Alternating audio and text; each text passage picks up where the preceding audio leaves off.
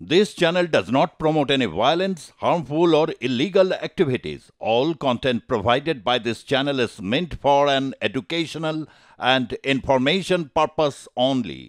অচলাবস্থা সৃষ্টি হয়েছে যাদবপুর বিশ্ববিদ্যালয়ে। প্রশাসন কাজ করতে পারছে না। ঘটনা প্রেক্ষিতে সব সময় কি হয় বলা সম্ভব নয়।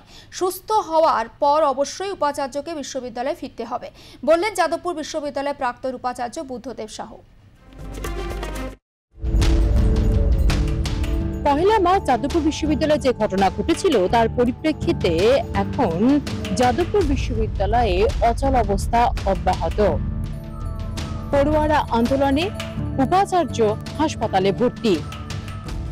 এই নিয়ে আমরা কথা বলবো এখানকারই প্রাক্তন উপাচার্য বুদ্ধদেব সাহুর সাথে। স্যার, পহেলা মার্চ যে ঘটনা ঘটলো সেই ঘটনার দায় কার? মানে এই ঘটনা ঘটলো, এই ঘটনা কি আটকানো যেত? আমার মতে আটকানো যাবে না, এটা হতে পারে না। তার কারণ কি, মনুষ্য সমাজে এটা ঘটছে, মানুষরা যদি ঠিক হয়ে থাকে তা আটকাবে না কেন? মানুষের দ্বারাই ক্রিয়েটেড, তা সেটা আটকানো যাবে না কেন? একটা সিস্টেম যখন রান করে তার কতগুলো রুলস অ্যান্ড রেগুলেশনস আছে যেগুলো বাধা হয়েছে আইন দ্বারা, মানে যাদবপুর ইউনিভার্সিটির অ্যাক্ট, দেশের অ্যাক্ট, তারপরে রুলস এবং রেগুলেশনস, এইগুলো দিয়ে যদি ফলো করা হয় তাহলে যে খারাপ কাজগুলো সেগুলো হয় না। শিক্ষামন্ত্রীর গাড়ির চাকাতে আহত হয়েছে ছাত্র, কি বলবেন আপনি?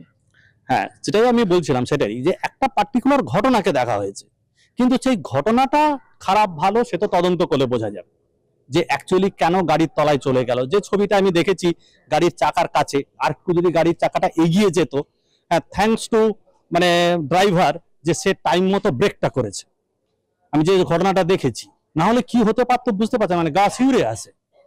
তো এই যে ঘটনাটা ঘটলো কেন, জাস্ট কি ওই দিনের ঘটনা, তার কি আরো পেছনে যেতে হবে?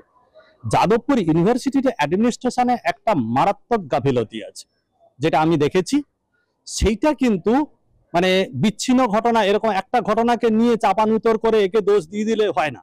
যে উনি এরকম ভাবে এলেন কেন, উনি এইরকম বললেন কেন, উনি থেমে গেলেন কেন, ঘটনা পরিপ্রেক্ষিতে কি হয় সেটা খুব মুশকিল। যাদবপুর বিশ্ববিদ্যালয়ে উপাচার্য পদ কেউ নিতে চায় না, তার কারণ এখানে উপাচার্য পদ গ্রহণ করলে পরে এই ধরনের ঝামেলাগুলো হয়, মানে ওই পদটা অত্যন্ত কঠিন বলে মনে করছে, অনেকে ভয় পায়। হ্যাঁ, এটা ঠিকই, মানে গতবারে হয়তো এটা হতে পারে যে গতবার একটা টালমাটা সিচুয়েশন ছিল, সেই কারণে হয়তো অনেকে হতে চাইছিলেন না, তাও অনেকে হতে চায়। আমি বলছি যে অনেকে হতে চায় না, মানে যারা উপাচার্য হতে চায় অন্য জায়গায়, মানে এরকম নয় যে তারা উপাচার্য, অনেকে আছে উপাচার্য হতেই চায় না, সেটা আলাদা কথা।